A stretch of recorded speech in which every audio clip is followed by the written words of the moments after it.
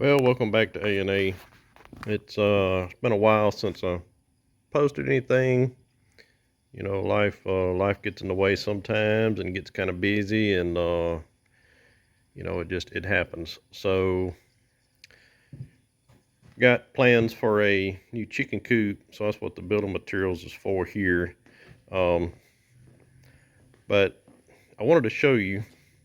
I purchased a little car here for my wife to drive back and forth to work. This is a 2006 Honda Accord,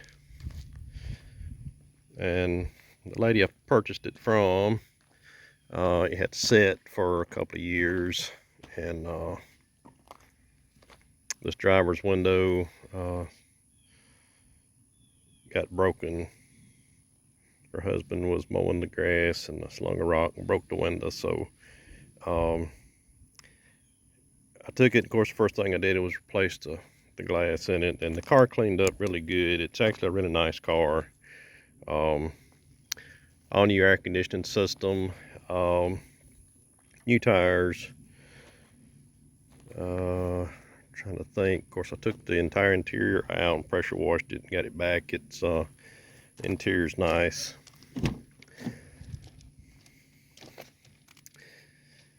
The purpose of the video today is the radio. I didn't know much about Accords. Of course, now when I purchased the vehicle, she gave me a list of everything she knew was wrong with it. One of those was the radio, but you know, I don't listen to the radio a whole lot. My wife does, but so I was going to research it. These Accords, all of them have issues with this radio. I couldn't get any sound whatsoever out of the speakers. The radio, it comes on and looks like it's working, although you have absolutely no sound from the speakers. The rear speakers were completely shot. I took them out and I ohmed them out, and you should get about 4 ohms. These had nothing, and they were totally rotten, so I replaced those.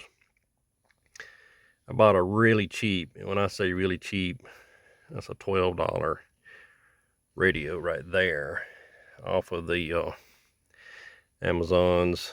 And my purpose for purchasing it was not to permanently install it, but I had to have something to test the speakers with to see if everything else was working. I wired that little cheap radio in, and I get sound out of all 4 speakers now, which tells me it is actually that radio head unit right there. The only problem is these have climate control integrated into that whole unit. So you have a couple of options. One option is to send your factory original head unit and have it basically remanufactured. They resolder all the stuff on the circuit board, test it, make sure everything's working great. But that costs anywhere from $150 to $250. Another option is to do what I did here and buy an aftermarket radio, install it down there with, the little adapter that it's in right now. And then all you have this head unit for is for climate control. Climate control works great. It's the radio that don't work. And you have 2 separate plugs on the back. One goes to the radio, one goes to climate control. So you can just take the plug for the radio out of the original head unit and wire in a aftermarket radio. That's an option. You want to get one nicer than this, though. I mean, $12, and I can't get some of the functions to work on it, but it's no big deal. I just needed it to test my speakers. I opted for the third option, and let me show you that now. The third option is to replace the head unit with what's basically an Android tablet, and there are several brand names that you can find on the internet. One of the higher quality ones is the Xtrons. You can find these units for $100 to $150 online for the cheap ones. What you want to look for on these, and I am no expert on this. I'm sharing with you the knowledge I've gained while researching these cars, and what the options are as far as fixing your radio. What I have learned is, when searching for these, what brand you want to go with, the memory is kind of like, a laptop, which, I'm old school. I had a laptop. Now you have tablets and iPads and notebooks and whatever. But the memory on these is what you want to look at. This one has 2 gigs of memory, and some of the cheaper ones have 1 gig or less. And so you want to at least, once again, this is information I've gleaned from research. You want to have at least 2 gigs of memory. This one has 2. The Xtrons has 2 gigs of memory. You can get them with 4, and those are the of course more expensive than this one. This Xtrons was about, I think it's about $250. But it's touchscreen, has your climate controls built in, and although my Accord has a single zone climate control instead of a dual zone, this one is dual zone capable, but you can it comes with 2 wiring harnesses, one for a dual zone and one for a single zone. They do not all come with both harnesses. Be very careful when you're searching for these. Some of them say not for use with a single zone. Most of the cheaper ones out there are strictly for the dual zone climate control. How do you know if you have a dual zone climate control? If you have a knob such as this unit I'm looking at, where you have driver and passenger can both select the temperature in the cabin separately, you have a dual zone climate control. If you only have one knob that is selecting temperature, the other knob is selecting fan speed, you have a single zone. Make sure if you're searching for these, it has the wiring harness for a single zone system. If you make a mistake and buy the cheap one and it's only for the dual zone, it's not going to work.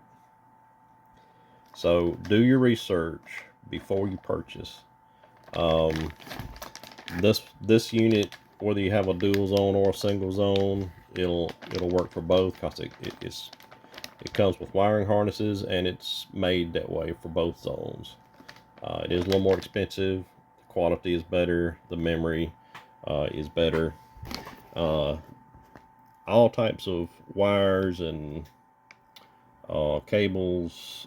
Some of this we're not going to use because this thing is it has rear camera capability, and a lot of these cables in here are for that. I'm not going to quite get into the installation just yet. I'll let you join me when I do install it. I just want to go over kind of what I'm doing first. So this is option 3, and this is what I chose to do as far as a solution for my factory radio not working. It's a touchscreen. It's much like a tablet or iPad or whatever you got there. It does have the CarPlay, your phone you're supposed to be able to connect your phones to this, whether it's Apple or Android. So all right, so that's the head unit. The replacement rear speakers that I purchased are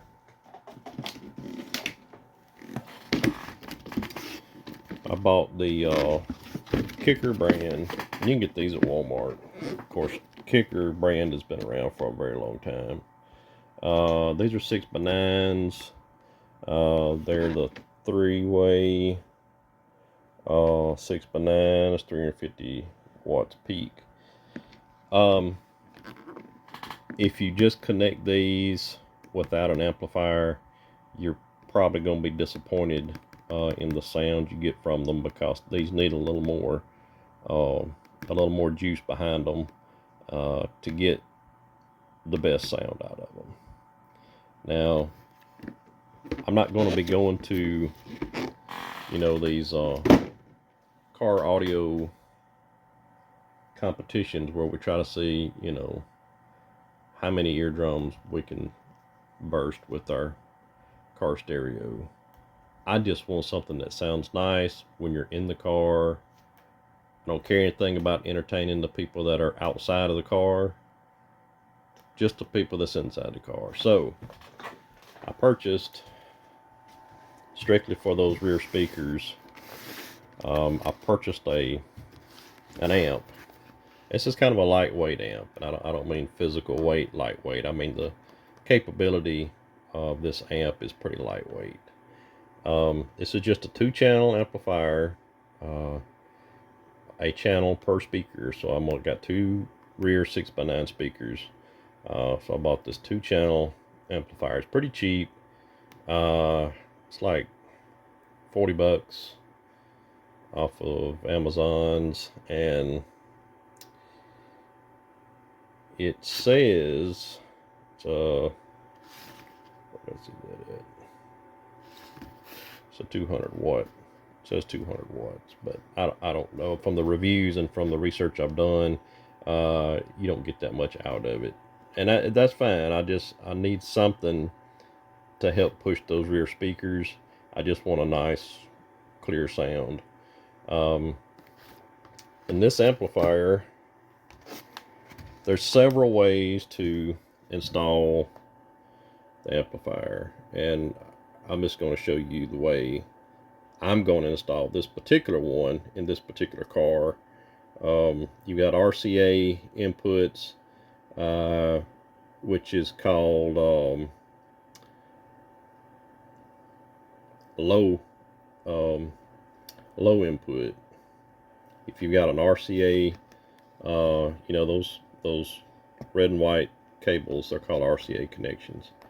If the rear of your stereo has those, that's the preferred way to connect to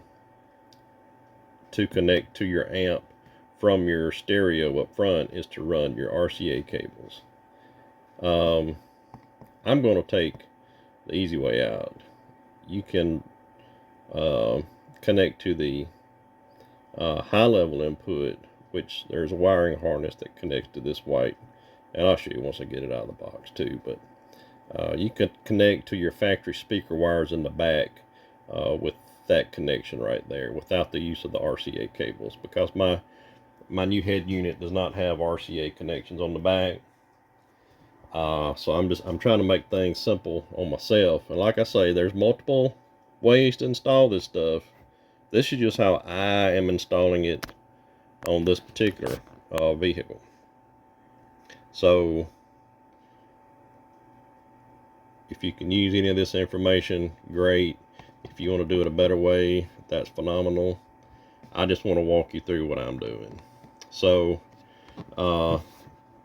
then you have how you actually run power to the amp. You'll have a 12 volt on this particular amp. In my situation, I'm going to have a 10 gauge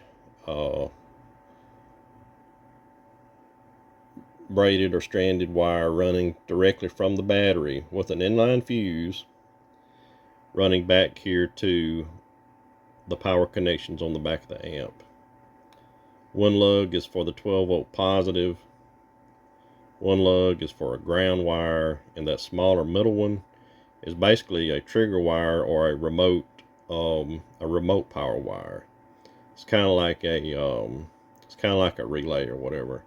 You send a low level, because you don't want the amp to constantly be on, and you don't want to have to run a separate switch for the amp. You want it to come on when the radio comes on. I call it a trigger wire. It's basically a remote power wire. I think it's maybe what you call it. So that little one in the middle right there, you will run it to your head unit, to where when you turn on the radio, it sends a constant,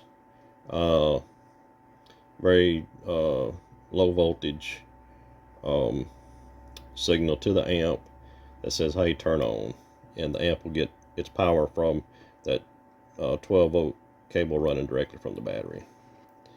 Then here's your two channels over here. You've got a right and a left, positive and negative for each one, and that's it. It's pretty simple. I'm gonna mount this dude in the trunk. I've already got my wires made up as best I could, and the only thing left to do now is to start running my cables. I'll probably start with the power cable. So I'm going to have to take a few pieces of trim off. I'll show you that. So let's just get started and get this thing installed. Okay, so here is the cables and connectors that come with the head unit. This is what they call a CAN box, C-A-N. That's not sure what that does. USB cables, a different USB cable with a red end. Like I say, it doesn't come with an installation manual. You get a user manual to tell you how to work the controls on the front of the unit and whatever. But I'm gonna have to look up online how this gets installed. Now, what I do know is the back of the unit, they're all, the plugs are this one will only go here. There's not another one on the back of the unit where I could accidentally plug that one or that one or that one, so that's going to be pretty intuitive. That's my word for the day, intuitive. So while I do look up some installation instructions, I just wanted to show you this one. I know is a GPS antenna. Your radio antenna will go here. Your GPS antenna will go here. The long one right beside it will go here, and that is a 4G antenna. So this is a single climate zone connector, which we will be using. If you have the dual climate zone, you'll use this connector. This is some of the camera stuff, which we don't have a backup camera, and I'm not going to be installing one. This will get installed. The radio, my original radio plug will plug in here, and then some of these will plug into the back of the head unit here. What I was glad to see was, if I can find it now, it has a wire for our amp. That's our amp connection there. That's our little trigger wire I was talking about. So when I run I call it a trigger wire, remote something, other power wire, whatever you want to call it. I'm gonna call it a trigger wire. So when I run my trigger wire from my amp, when I get up to the front of the car, this is what I'm going to tie into. So when I turn the head unit on, my amp comes on. So that's already built in, thank goodness. If not, you would have just have to find an accessory wire, which wouldn't be too difficult. When you turn your switch on the car to accessory and then to on, it would have powered it up. So it's not that difficult. It's just that makes it a whole lot simpler. Okay, I have updates, and it looks like a tangled mess, but it's pretty simple. All of the connections, like I said, with the exception of one, they're all different. There's a connector that sort of fits here, but it won't fit well. That is actually supposed to go in this CAN box. This CAN box is basically some type of a converter for the climate controls. This plug here will plug into the climate control connector on the car. It goes through this, and it allows your car AC system to talk to the controls that are on this head unit. So that's what that's for. I had no idea. But once you plug in the stuff that goes on the head unit, then you start seeing that some of it will be plugged into each other. Like there is a one right here that says, I thought it said on here, yeah, it'll say CAN bus on the tag. So you plug it into the box, it will connect to another connector on another group of wires that comes with the unit. So you just plug everything in where it goes. Some of these are a little hard to get to plug in. Like they're pretty tight. This one up here on the top is pretty tight. These right here, on this row, they plug in pretty easy and snap pretty easy. Those are all USBs, and I'm not sure why there are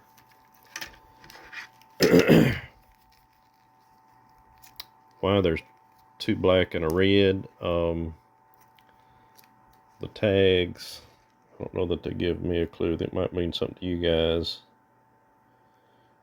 USB 4-pin. That just says USB. This one just says USB. This one may be one of the, you have a high-speed USB. Maybe that's what this is for. I do not know. I don't know what LF16P means. So anyway, got to research that.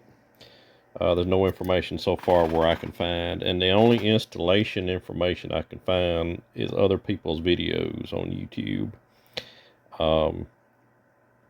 And I'm gonna share with you some things that they don't go over. They just skim over some stuff, and it's aggravating because, I'm not a radio guy, I'm not an electrical guy, and I depend on instructions. Apparently this spot doesn't get a plug. Even in the user's manual, in the front, it lists wiring diagram information, and that spot is labeled as B.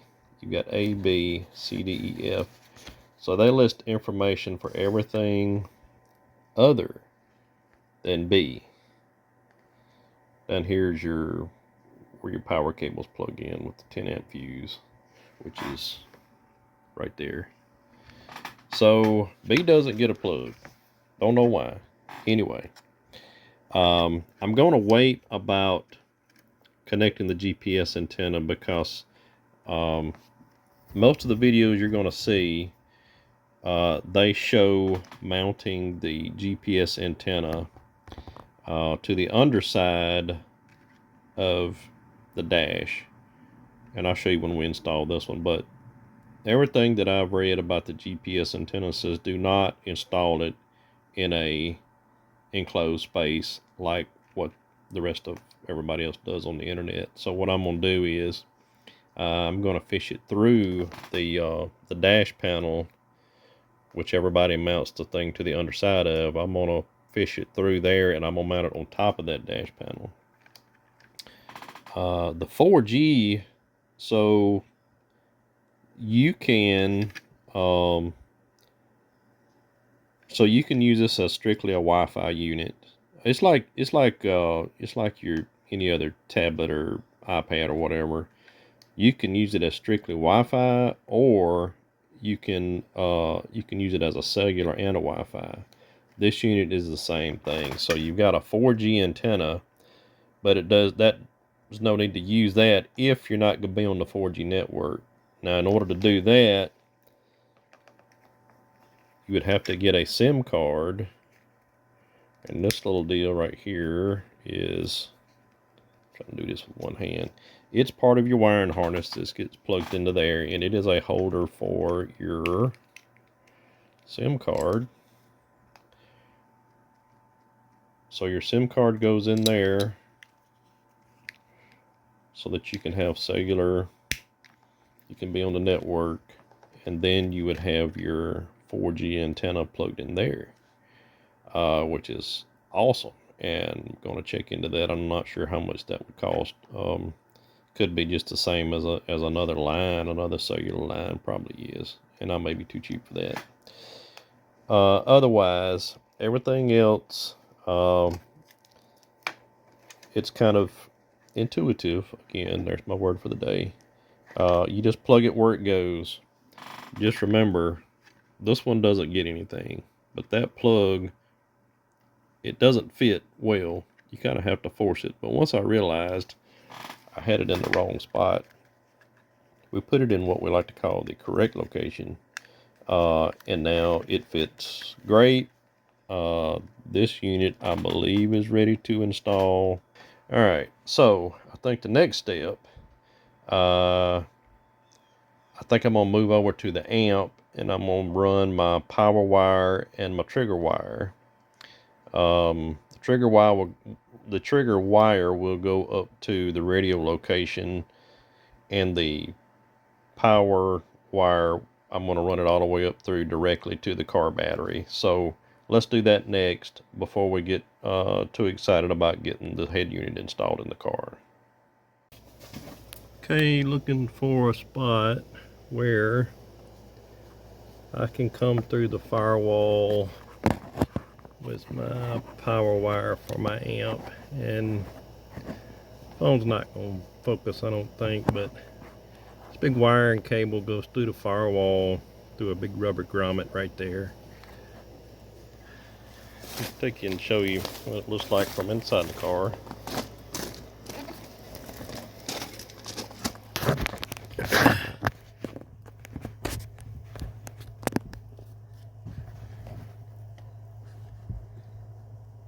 So right there where my light's shining, big wiring cable comes through there. It's a rubber grommet. So I'm just going to take a pretty good sized flat blade screwdriver. I'm going to poke a hole in there, and I'm going to run the end of my 10 gauge power wire through there to the battery. Then I'm going to snake it behind the kick panel. I'll have to pull up that little threshold, and I'm just going to keep going back. Probably have to take the rear seat up, and to where I can get back here in the trunk. I'm going to mount it here. Speaker there, speaker there. I'm going to take the speaker wires loose from up there, and that way I can do my 12 volt, my speaker wires coming in from the stereo, and then my out going back to the speakers. Do it all right here. This isn't like metal or nothing, it's just it doesn't have to be, I just want it to be somewhere where I can zip tie the wires out of the way, so when we're putting stuff in the trunk, they don't get tangled up. Okay, I got my 12 volt power wire through the grommet. let me talk to you about the fusible link here. First of all, do not put your fusible link on the wire before you run it through the firewall. I put this together last night and I wasn't thinking about that, so I had to cut it back off, push the wire through the grommet, then put this back on because you'll never get this through there. You'll want your fusible link as close to the battery connection as possible. Your fusible link is not to protect your amp.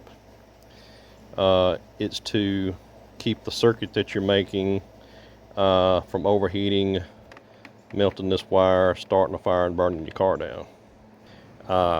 And before we start,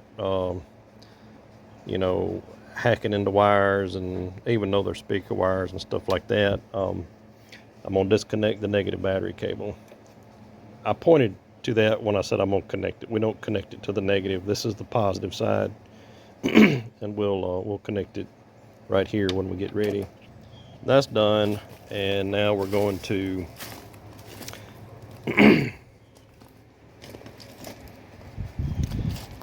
run my trigger wire. I'm gonna take that $12 radio out. I'm gonna take my factory radio out, and then I'm just gonna put my wire in there that's long enough where I can trim it or whatever, and I'm gonna run it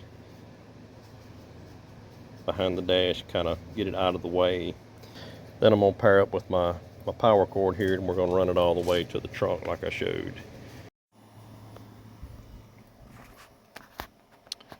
Wanted to update you on some progress. So I got the old cheap aftermarket radio out, and I got the factory one out. There's plenty of information on the internet about how to get the factory unit out, so I'm not going to go through all that. I will say the most difficult part is going to be this dash piece right here, and keep in mind it has to come toward you to come out. And also on the back of it, I don't know what that little deal is for. It must be for decoration because there's nothing electronic back there. I don't know if the sunshine shines through on a sensor under here. I don't see one. Anyway, I can pop that out. And run my my GPS antenna through there. So I'll do that. This goes to the radio. This is HVAC, my antenna, my new fancy remote power for my amp that I've routed through here up under the carpet on this hump and out to the trunk.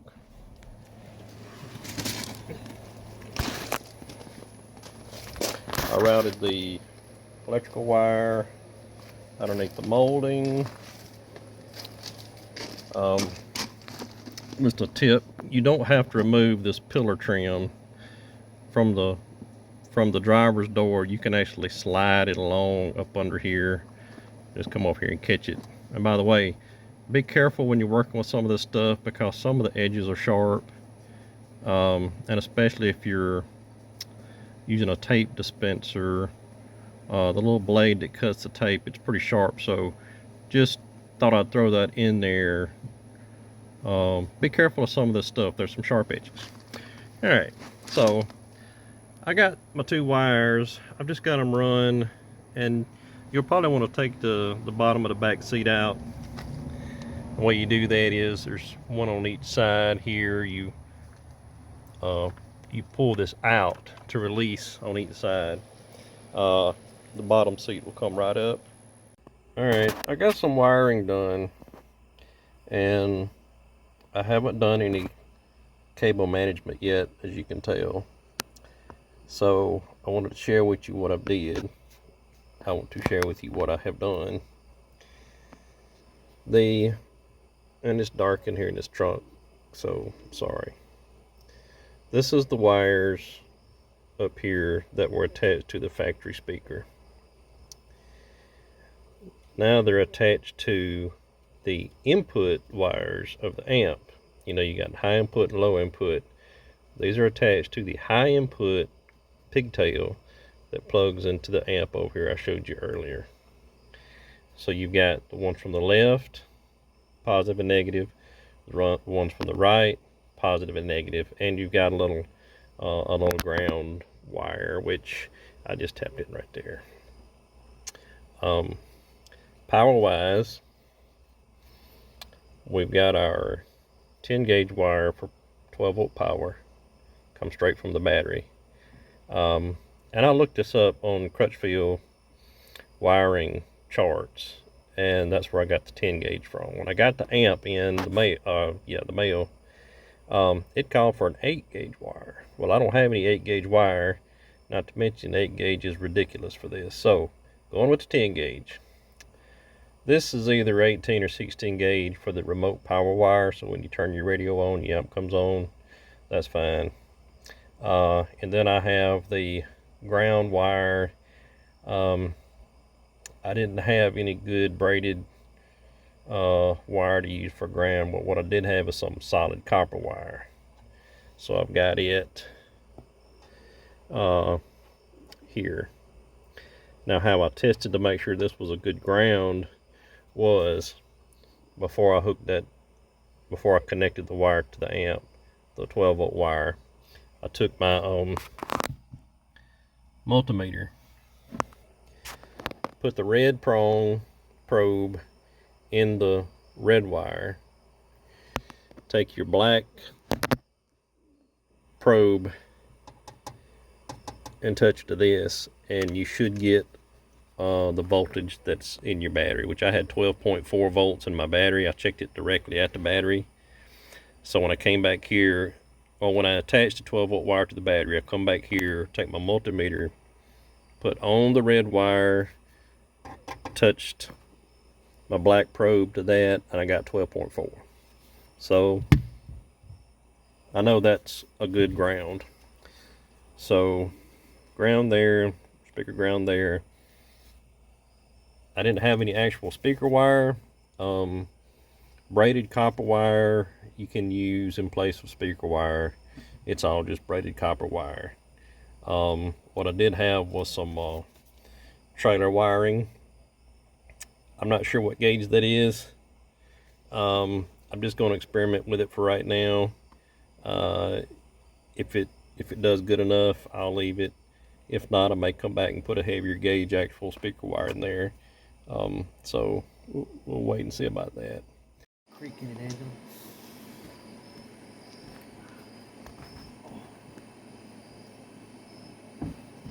Oh, I can't get my leg up. Oh. Turn it off. Oh.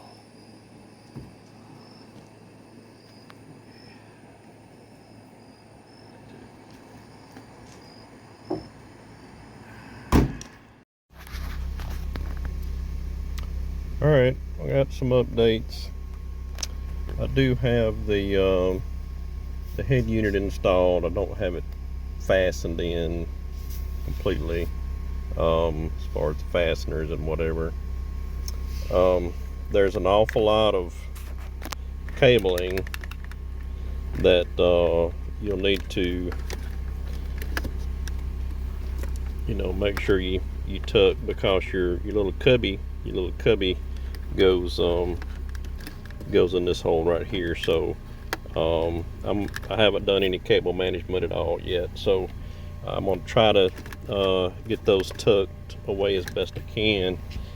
So when you're trying to put this head unit in, of course you're trying to connect cables as well. The trigger wire are connected to the little wire that said amp con on the back of the head unit, although I've googled and a lot of people say that wire will fail. It works fine right now. Just telling you what I've kind of what I've run into I went ahead and connected it to the amp con or amp control wire from the back of the head unit. Plugged the antenna wire in, you plugged everything in. You are going to need to buy you an antenna cable extension. The one I got was like 8 inches long or something, but just not quite enough slack in your antenna cable to go from where it was on your factory unit over to the other side of the head unit, but it's no big deal. The amp, I seem to be getting some noise.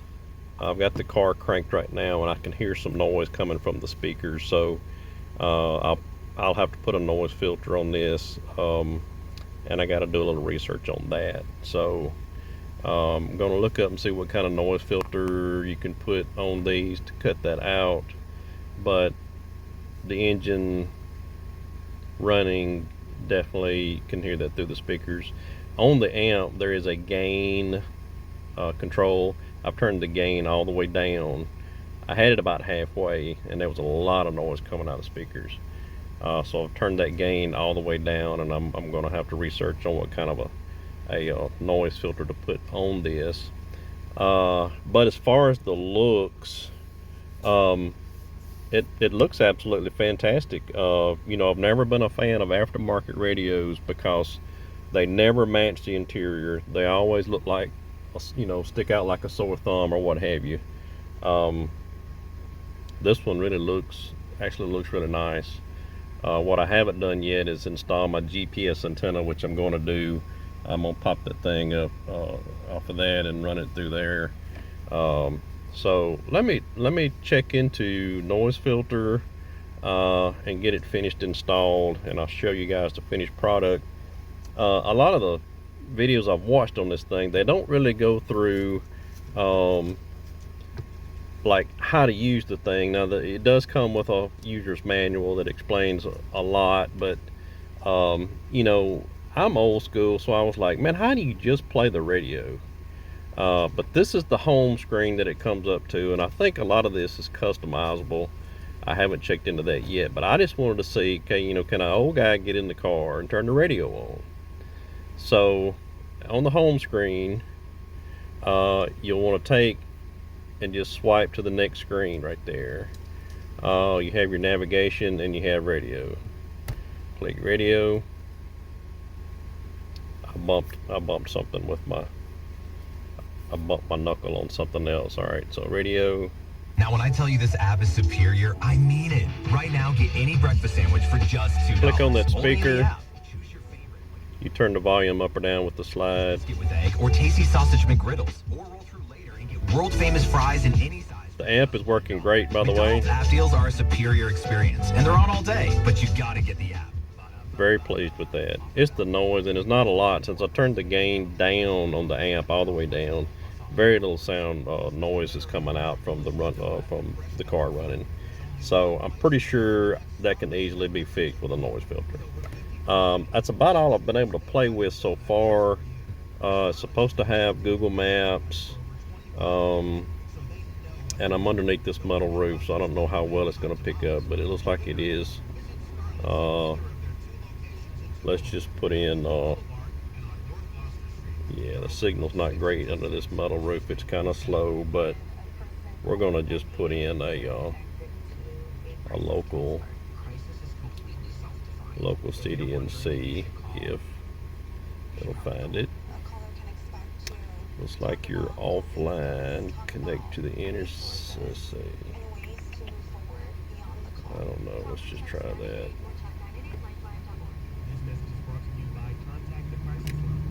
All right, I don't have everything set up, so let's go back here. I've just got it installed. I do have to go in and set up a few things, like my location, the time, Fahrenheit versus Celsius, all kinds of things, and so I'm just playing with it and showing you guys what I found. Navigation, radio, I think this is music that you can store on it. Bluetooth. I don't know about all this just yet. Air conditioning. I did try that. That definitely works. And I think if you hit auto, oh yeah. I don't know why that speaker's thing is still there. Okay, it went away. Fan speed. It's all the way up. Knock it down. See, I'm on Celsius. I gotta change it to Fahrenheit, but so all that works great. Um, I did see this online that tapping these buttons don't work, but if you, I think if you hit mode, yeah, if you hit mode, it scrolls through each of them, and I can hear the blend doors moving.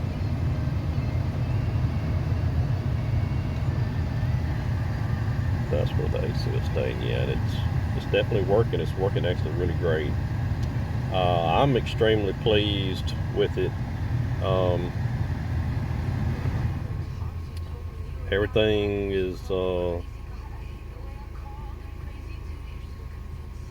everything's like I expected it. So let me run the GPS antenna and check on putting a noise filter on it, and I'll show you guys that before I finish up the video. But I just wanted to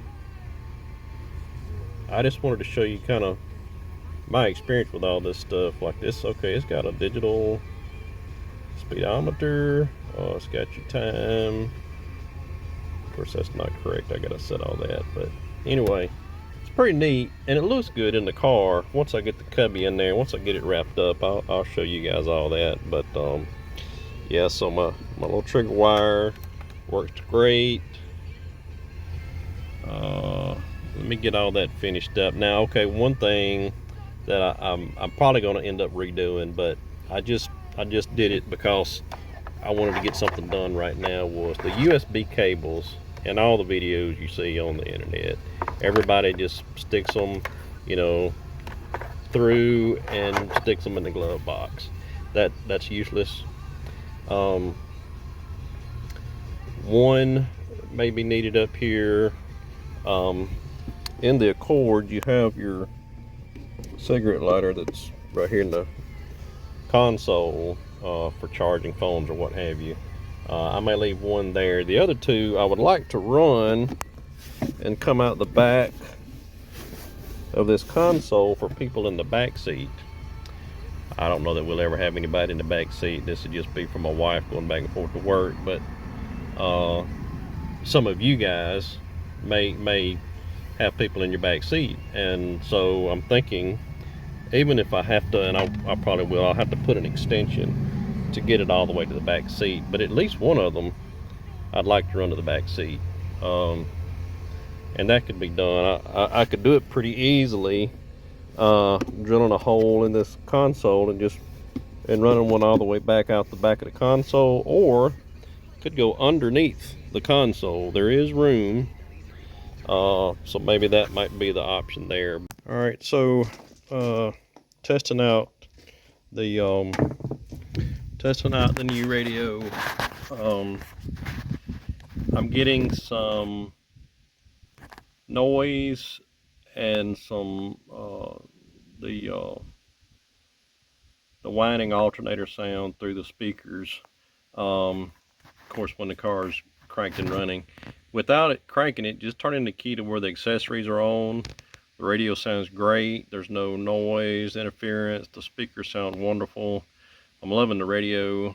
But when I start the car, there's a good bit of noise that comes through, more than I would want to live with. If it's just a little tiny amount, you know, that you're not really going to hear when you're driving, it's no big deal, but it's too much. So researching online, and like I said, I am not a auto electrician. I'm not a sound guy. I'm just a DIYer that likes to figure out how to do stuff for myself. But so what I've learned through, of course, our best friend Google is more times than not, noise like that is due to a ground situation. Something isn't grounded properly, um, and there's a whole number of solutions out there depending on your setup, what you got, what you're doing, what's grounded, what's not, what's wired what. I've got a pretty I've got a pretty simple setup here to where I've just got a small 2-channel amp, and so just trying to run through it in my head. My ground wire is a little suspicious because I didn't have any more stranded wire. I just had it's the solid copper, and I think it may be 12 gauge. And I've got it up there, and I did check that that's a good ground location. So what I've done is I've gone to the part store and I've gotten some more 10 gauge stranded wire, and you know, I've crimped the end on for the little screw connectors there, and I put an end on it for the sheet metal screw that I've got right there. So I'm gonna try this, but also what I've seen, one of the solutions is in doing this, they've also taken that little black wire that I've got. It's a ground right there. That's the ground that's coming from the high level input. You know, that's basically my speaker wires, factory speaker wires, high level input there. It has a little ground wire, and I put it there. I have found that some people will take it and will also connect it to the main ground for your amp. So I'm going to take that loose. I'm going to put it on the ground or negative screw with my new heavier gauge ground wire. I'm going to try that first. Then I'm going to test it to see if that solves my problem. If not, the 12-volt hot wire that I've got coming in, I've ordered a couple of noise filters from Amazon's, and one of them is I'm going to try and put a noise filter on this wire, and I've ordered 2 small ones to put on. I've got a constant 12-volt source, and I've got a switch 12-volt source going into the head unit. And I'm not sure which one really needs the filter, but I'm going to put one on both those lines. If this doesn't fix it, I will put the noise filter on the power line. If that doesn't fix it, I'll put the 2 smaller ones up just behind the head unit up there. And that's already looking like a menagerie of wires and cables, so I may run out of room to put all that mess, but I'm going to try that. If that doesn't work, there are some people that are attaching a ground wire to the case of the head unit and grounding it to the chassis. So something is not getting grounded correctly, is really what it comes down to. There was also one guy who ran, he put a ground on his on the head unit, on the case of the head unit, looped it around a screw attached to the body up there in the front. You know, never broke the wire, wrapped it around the screw, ran it all the way back to the back here. Looped it into that ground right there, also attached the high level input ground to it, and then ran it to ground on his chassis, frame, whatever you want to call it, body. And that's how he solved his situation. It was a continuous wire that was grounded up front. It looped around everything as it came back here and ended with an attachment to another ground, and basically got his whole grounding situation in a loop. Another couple of things I found out about this head unit here, although I really do like it.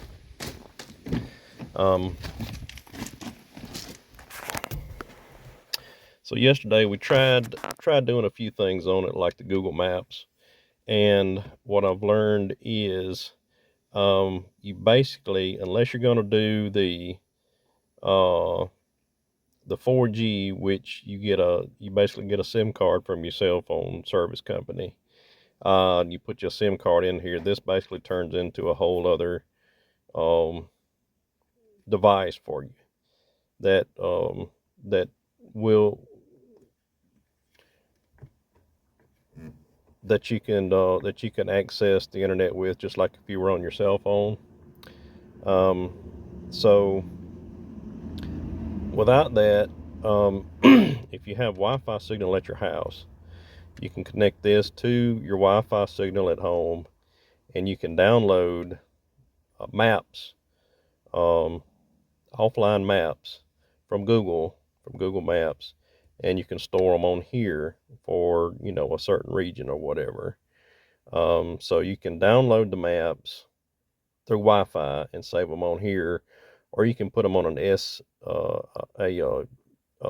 flash drive, thumb drive, and you can use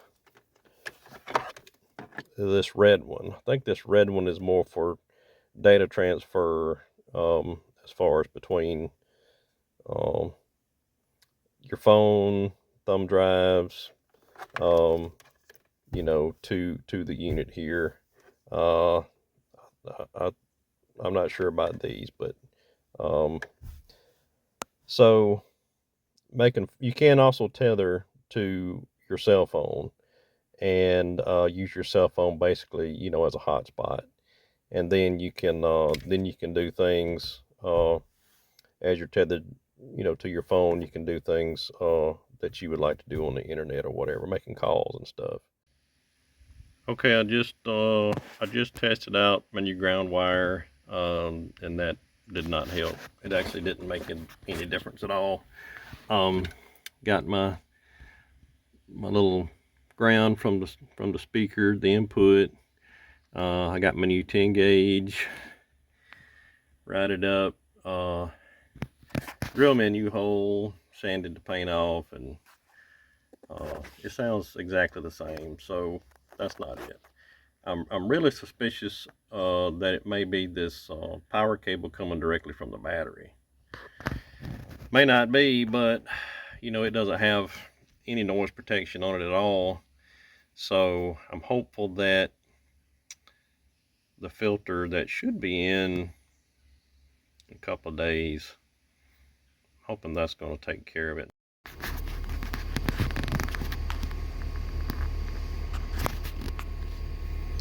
I thought while I waited on that filter to come in, I'd try one more thing, and it's something else I saw someone else doing on the YouTubes. Looking on the back of this head unit and looking at where the ground wire, how it runs. There's a ground for the plugs that go to the radio and go into that CAN bus box. And they all seem to be tied into the factory ground. That behind this head unit, there is a bolt bolted to the chassis, or I don't know, body, whatever that is back there. There's a bolt, and that's where the ground is going to. So what I did was I clipped that, and I ran a 14 gauge ground wire all the way from the trunk where I showed you I had my other grounds connected, and everything is grounded back there in that one location. Now it has helped a lot, although it hasn't gotten rid of all the noise. Now you can't hear it over the phone, but It's a lot better than what it was. I would say it took, I'd say it maybe took 20 or 30% of the noise out, but there's still some noise there. So uh, I think I've done about all I can do with the grounds. We still have that main power cable coming from the battery, and I'm counting on that being the issue. So, but anyway, I just wanted to update you. I've tried everything I can do with the grounds. I've got basically everything going back to the one grounding location in the back. So I was trying to make a, you know, a continuous loop of grounds uh, for everything to do with the sound system. The only thing um, that I can't really mess with before I get the filter is that main uh, power wire coming from the battery. Well, after many attempts of solving my sound distortion problems, I have discovered a solution. Get rid of that. That's the filter that I've been waiting on. I put it on my 12-volt power supply coming in. With the key in the accessory or in the run position with the engine off, it did a pretty good job of removing most of the rest of the noise.